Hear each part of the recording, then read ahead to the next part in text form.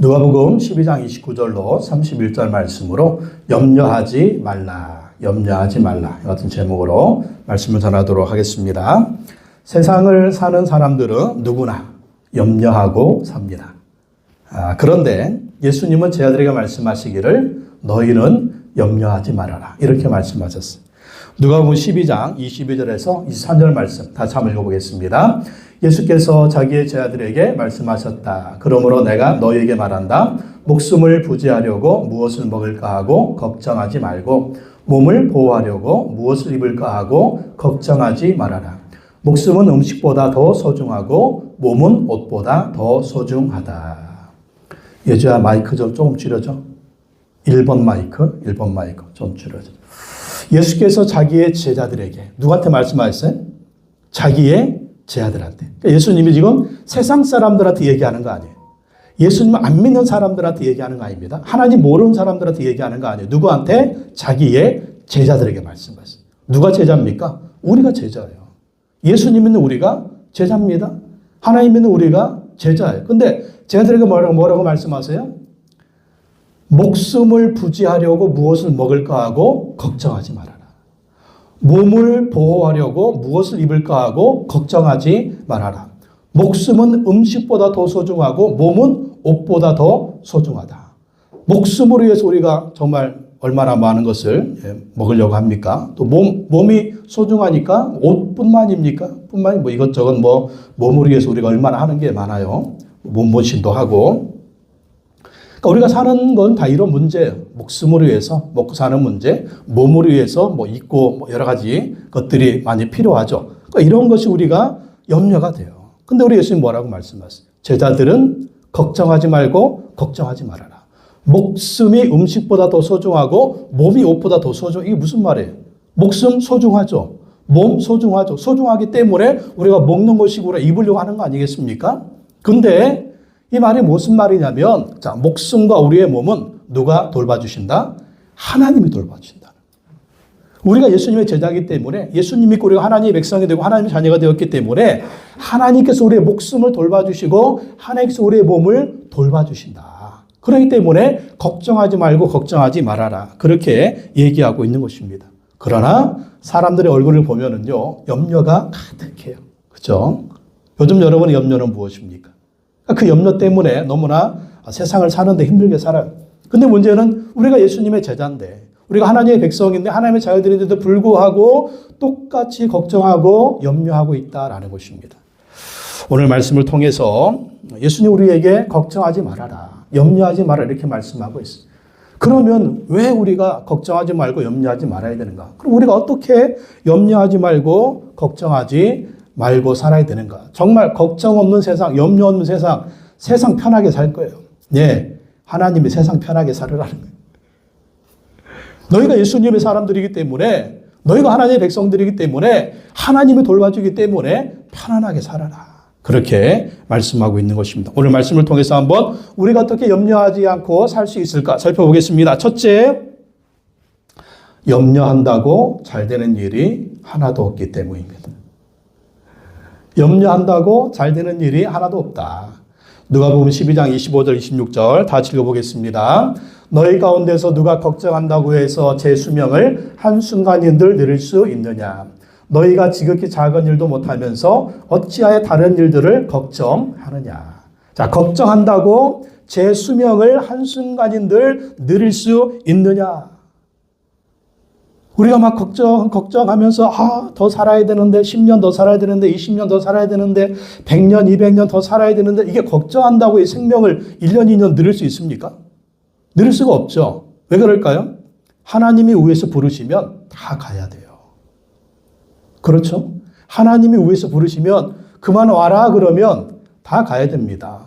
근데 더 오래 살아야지, 걱정한다고 이 수명을 늘릴 수 있느냐? 늘릴 수가 없다라는 거예요. 하나님이 부르시면 다 놓고 가야 된다. 또 이 걱정한다고 금방 죽는 것도 아닙니다. 이러다 내가 죽지. 옛날 사람들을 보면은요, 죽겠네. 이래서 죽겠네, 저래서 죽겠네. 막 그러잖아요. 죽어요, 안 죽어요? 안 죽어요. 팔팔 살아요. 배고프면 배고파 죽겠네. 배불리면 배불러 죽겠네. 예? 뭐 하면 뭐 더워 죽겠네. 추우면 추워 죽겠네. 죽어요, 안 죽어요? 내일 보면 살아있어요, 멀쩡히. 그러니까 우리가 걱정한다고 죽느냐? 그거 아니에요. 우리가 걱정한다고 사느냐? 그게 아니라는 거예요. 우리가 어떤 걱정을 하든 우리의 생명을 늘릴 수가 없고, 우리가 어떤 걱정 한들 우리가 생명을 단축시킬 수도 없다라고 하는 것이죠.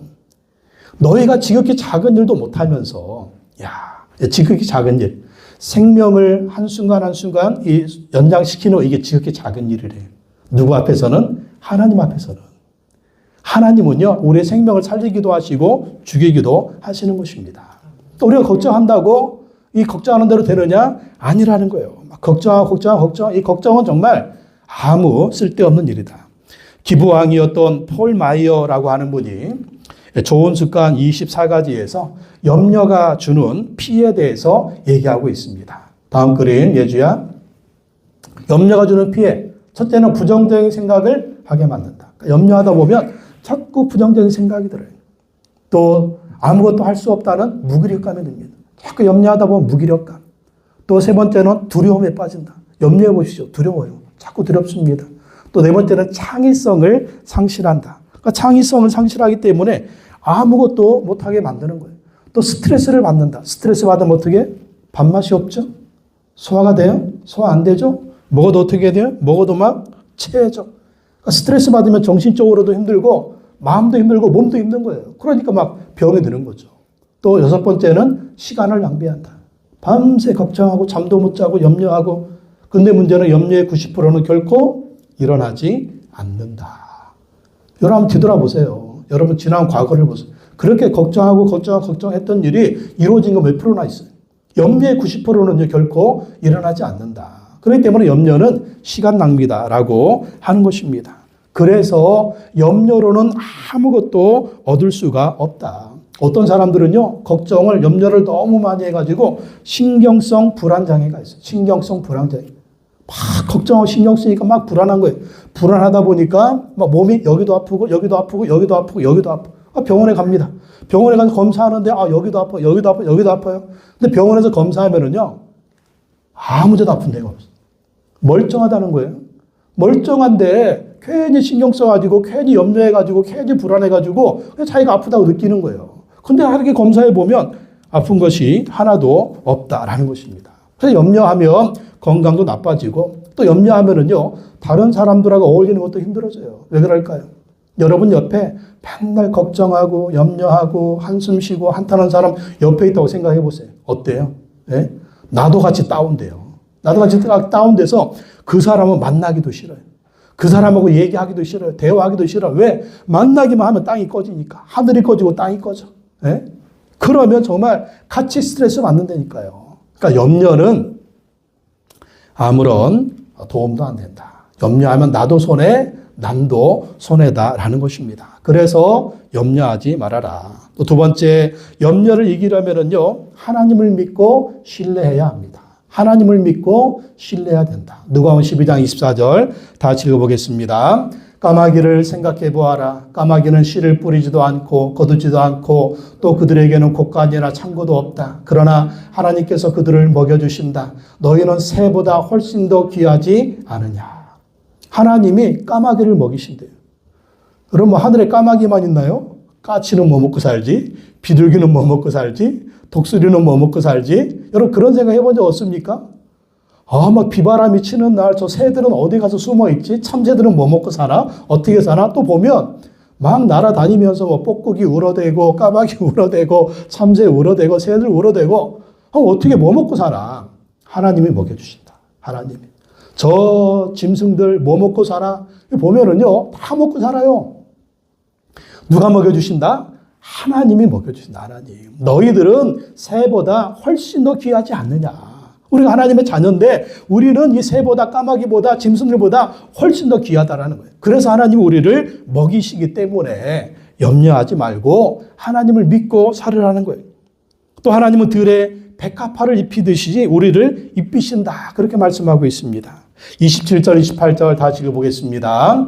백합화 꽃이 어떻게 자라는지를 생각해 보아라. 수고도 하지 아니하고 길쌈도 하지 않는다. 그러나 내가 너에게 말한다. 자기의 온갖 용화로 차려입은 솔로몬도 이 꽃 하나만큼 차려입지 못하였다. 믿음이 적은 사람들아, 오늘 들에 있다가 내일 아궁이에 들어갈 풀도 하나님께서 그와 같이 입히시거든 하물며 너희야 더 잘 입히지 않으시겠느냐. 요즘 백합화뿐입니까? 지금 뭐가 피어 있어요? 교회 올 때? 철쭉꽃이 그냥 쫙 펴요. 네? 벚꽃이 그냥 쫙 폈다가 사라지고, 개나리꽃이 쫙 폈다가 사라지고, 지금 뭐 철쭉꽃이 그냥 온통에 누가 입히신다? 하나님이 그렇게 아름다운 꽃을 입히셨다는 거예요. 솔로몬이 아무리 입었던 영광도 백합화 맞지 못했다. 철쭉꽃 맞지 못했다. 벚꽃 맞지 못했다. 개나리 맞지 못했다. 하나님이 이렇게 내일 아궁에 들어가는 들풀로 입히시는데 하물며 너희일까 보냐. 너희야 더 잘 입히지 않겠느냐. 하나님이 먹이시고 하나님 입히신다. 뭡니까? 우리가 먹고 사는 문제, 우리가 살아가면서 필요한 모든 것들을 하나님이 다 책임져 주신다라는 것입니다. 그렇기 때문에 하나님을 믿으라는 거예요. 하나님을 신뢰하라는 거예요. 하나님을 의지하라는 거예요. 여러분, 하나님께서 우리의 먹고 사는 문제, 우리의 의식주 문제를 해결해 주시는데 이것뿐입니까? 하나님 정말 더 귀한 그것을 주셨잖아요. 뭘 주셨습니까? 우리의 구원을 위해서 독생자 아들을 주신 줄로 믿습니다. 아들까지 내어주셨는데 우리가 뭘 못 주시겠어요? 예? 로마서 8장 32절 다시 읽어보겠습니다. 자기 아들을 아끼지 않으시고 우리 모두를 위하여 내주신 분이 어찌 그 아들과 함께 모든 것을 우리에게 선물로 거저주지 않으시겠습니까? 아들까지 주셨는데 하나님이 뭘 못 주시겠어요? 그러니까 하나님께 믿고 구하라는 것입니다. 하나님 믿고 의지하라는 것입니다. 아들까지 주신 하나님께서 우리의 필요한 모든 것을 먹을 것을 주시고 입을 것을 주시고 마실 것을 주시고 우리의 필요한 것들을 주신다라는 것입니다. 아, 이러면 우리는 그냥 뭐 아무 일도 하지 않고 그냥 자빠져 자는 거예요? 아니죠. 우리가 성실하게 일하면서 또 성실하게 신앙생활하면서 우리의 모든 어려운 일들을 하나님께 맡기라는 거예요. 내 힘으로 안 되는 거 하나님께 맡기라는 거예요. 내 능력으로 안 되는 것들 하나님께 맡기라는 것입니다. 성실하게 직장생활하고 성실하게 사업도 하고 성실하게 신앙생활하고 성실하게 하나님을 신뢰하면서 하나님께 맡기면 하나님께서 모든 필요한 것들을 채워주신다라는 거예요. 이러한 믿음으로 우리가 살아야 된다. 근데 문제는 염려죠. 어떻게 염려를 이깁니까? 염려를 이기려면요, 하나님 말씀 믿고 신뢰해야 돼요. 하나님 말씀을 믿고 신뢰한다. 우리가 정말 하나님 말씀 붙들고 신뢰하는 거예요. 누가복음 12장 30절 다 같이 읽어보겠습니다. 너희 아버지께서는 이런 것이 너희에게 필요하다는 것을 아신다. 하나님이 누구라고요? 우리의 아버지다. 아버지가 너희에게 필요하다는 것을 다 아신다. 아시면 뭐 하시는 거예요? 아시면 주는 거죠. 하나님과 우리 관계는 어떤 관계다? 아버지하고 아들 관계예요. 여러분, 자녀들이 필요한 거 해줘야 안 해줘요? 자녀들이 어렸을 때, 자녀들이 아기 때, 다 크면 이제 지가 알아서 먹고 살아야 되고, 자녀들 어렸을 때 어떻게 합니까? 아기 때 여러분 다 먹이잖아요. 먹이고 입히고 재우고 얼마나, 그래서 아이들을 성장하게 하잖아요. 아버지가 부모는 당연히 하는 거예요. 필요한 거 채워주지 않습니까? 나중에 뭐 크면 이제 지들이 알아서 먹고 살아야죠. 다 컸는데. 하나님하고 이런 분이야. 하나님 아버지는 너에게 필요한 걸 아신다. 아시기 때문에 우리의 필요한 것을 주신다라는 것입니다. 그렇기 때문에 우리는 이 하나님을 믿고 그 하나님의 약속의 말씀을 붙들고 사는 거예요. 하나님을 신뢰하고 사는 것입니다. 그래서 우리는 늘 성경을 읽어야 돼요. 그리고 큐티해야 돼요. 이 말씀 붙들고 신뢰하면서 하나님이 이 말씀대로 이루어질 줄로 믿습니다. 이 말씀대로 역사해 줄 줄로 믿습니다. 하나님을 믿고 의지하는 겁니다. 믿고 의지하는. 염려를 머릿속에 꽉 넣어놓고 살지 마세요. 하나님의 약속의 말씀을 머릿속에 넣어놓고 사시기 바랍니다. 그리고 이 말씀을 어떻게 하라고? 이 말씀을 선포하는 거예요. 이 말씀 붙들고 기도하는 거예요. 이 말씀으로 될 줄로 믿습니다. 믿음으로 나아가는 것이죠. 그러면 하나님이 그 약속의 말씀대로 이루어 주신다니까요. 미국의 조엘 오스틴 목사님이라는 분이 있는데 이분의 어머니가 암에 걸렸어요. 암에 걸려서 몇 달 살지 못할 겁니다 하는 사망 선고를 받았습니다. 그러니까 뭐 자녀들이 어떻게 하겠어요? 어머니 이제는 천국 갈 준비하세요. 그래서 근데 이 어머니가 믿음이 얼마나 좋은지 나는 절대로 안 죽어. 그러면서 성경에 나와 있는 치유에 관한 구절, 치유에 관한 구절을 막 몇 개 뽑아가지고 날마다 그 말씀을 선포했어요. 날마다 그 말씀을 선포합니다. 믿는 자들 이런 표적이 따르리니 내 이름으로 귀신을 쫓아내며 병든 자에게 손 얹은 나으리라. 예수 임채찍에 맞음으로 나의 모든 질병은 나음을 입었습니다. 이런 치유의 말씀들, 이 말씀 날마다 선포한 거예요. 선포한 거예요. 나는 치료받을 것이다. 하나님의 내 병을 치료할 줄로 믿습니다. 그랬더니요, 암이 깨끗하게 났대요. 암이 깨끗하게 나와가지고 그냥 멀쩡하게 살게 되었다라는 것입니다. 무엇입니까? 하나님의 말씀 붙들고 하나님을 신뢰하는 거예요. 또 염려를 이기려면요, 긍정적인 기대를 가져야 돼요. 긍정적인 기대. 로마서 8장 28절 읽어보겠습니다. 우리가 알거니와 하나님을 사랑하는 자, 곧 그의 뜻대로 부르심을 입은 자들에게는 모든 것이 합력하여 선을 이루느니라. 하나님이 모든 것을 합력해서 선을 이루실 줄로 믿습니다. 하나님이 다 좋게 하실 거야. 하나님이 좋은 일을 만들어 주실 거야. 이렇게 하나님을 믿고 기대해야 된다는 거예요. 좀 어려운 일 당하면 막 노를 자빠져가지고 한숨 푹푹 쉬고 그냥 절망하고 낙심 이러지 말라라는 거예요. 이것 때문에 더 좋은 일이 일어날 줄로 믿습니다. 모든 것이 합력하여 선을 이룬다니까요. 이걸 믿어야 돼요. 이걸 믿어야 돼요. 사실 뭐 이런 일이 많이 있죠. 왜 내가 이런 병에 걸렸지? 낙심하지 말고 하나님이 이걸 통해서 합력해서 선을 이루어 주실 거야. 안 되는 일 있으면 그것 때문에 염려하지 말고 이거 왜 안 되지? 하나님이 이걸 통해서 합력해서 선을 이루어 주실 거야. 그렇게 긍정적인 기대를 가지라는 거예요. 그러면 반드시 하나님이 모든 것을 합력해서 선을 이루어 주실 줄로 믿습니다. 또 염려를 이기려면요, 하나님께 맡기고 기도해야 돼요. 하나님께 맡기고 기도해라.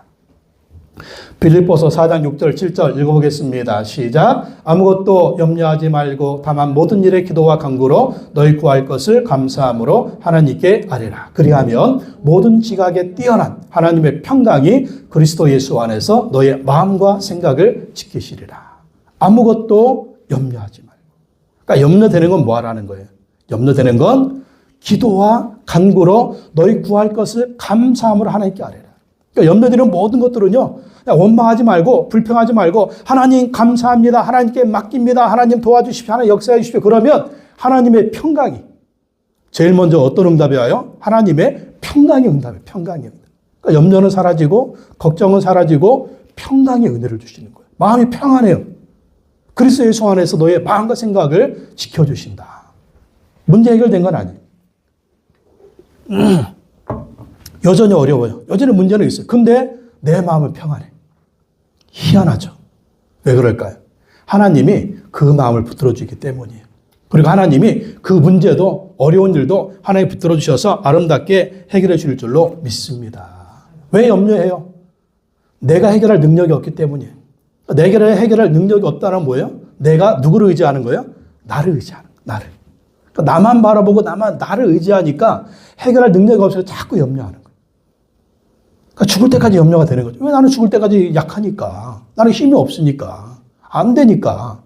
하지만 하나님 믿고 하나님 의지하고 하나님께 기도하면 하나님 우리 마음 가운데 평강 주신다니까. 왜 그래요? 하나님 믿고 맡겼으니까.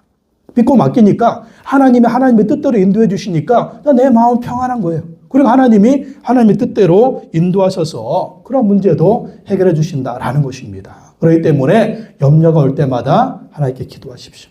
밤새 걱정하지 말고 1시간 딱 기도하고 주무세요. 할렐루야. 1시간 딱 기도하고 주무세요.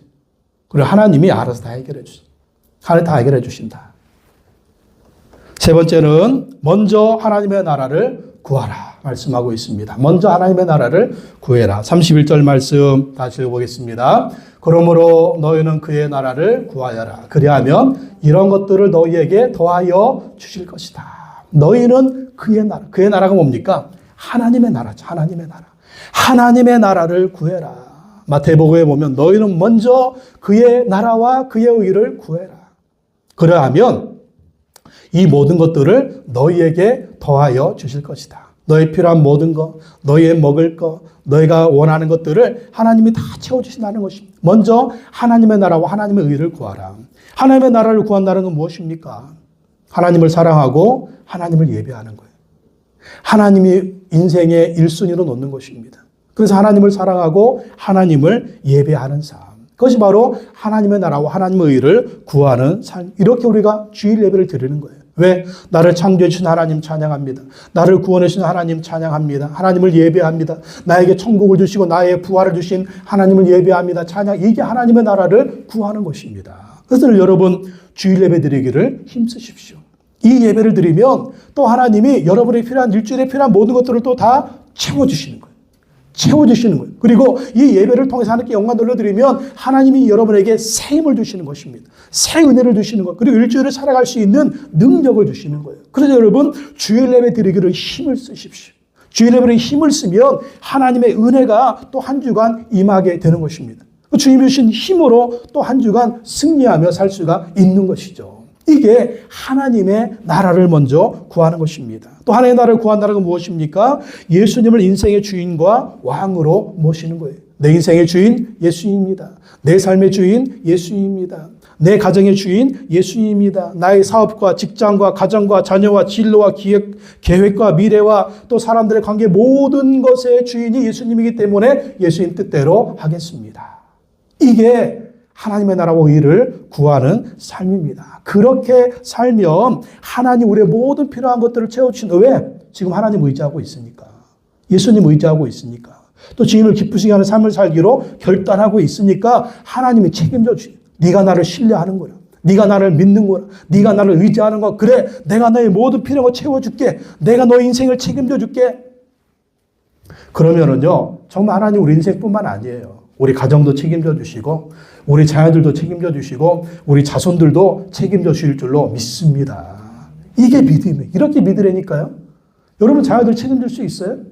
여러분 자손들 책임질 수 있어요? 얼마 아니면 우리 다 천국 갈 거 아니에요. 그때 우리 자식들 누가 챙겨요? 우리 자손들 누가 챙깁니까? 내가요? 아니에요. 하나님이 챙겨주시는 하나님이. 그럴 때 우리는 하나님의 나라와 하나님의 의를 먼저 구하며 사는 것입니다. 그럼 하나님이 책임져 주신다라고 하는 것이죠. 그리고 하나님의 나라와 의를 구하는 게 무엇입니까? 하나님 우리가 맡겨주신 사명. 영혼 구원하고 죄 삼는 삶을 살아라. 그러면 이 모든 것을 너희에게 더하여 주실 것이다. 휴스턴 그 서울교회는요, 목자 목료를 하면 이 교회는 전설이 있대요. 목자 목료를 하나님께 헌신하면 신분 문제 해결된다. 영주권을 받든지 시민권을 받든지 그리고 집 문제 해결된다. 집 문제. 하나님이 집을 사도록 역사해 주신다. 또 세 번째는요. 결혼 문제 해결해 준다. 결혼 문제. 그래서 싱글들이 목자를 하면 다 결혼한대요. 이게 뭐예요? 너희는 그의 나라를 구하. 그러면 이런 것들을 너희에게 더하여 주실 것이다.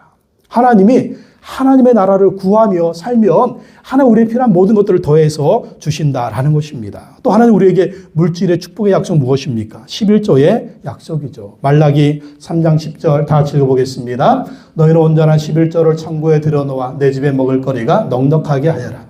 이렇게 바치는 이로 나를 시험하여 내가 하늘 문을 열고서 너희가 쌀 것이 없도록 복을 붓지 않나 보아라. 나 만군의 여호와의 말이다. 온전한 11조를 드리면 하나님이 하늘 문을 열고서 쌓을 것이 없도록 복을 붓지 않나 하나님을 시험해봐라. 부어 주신다는 거예요.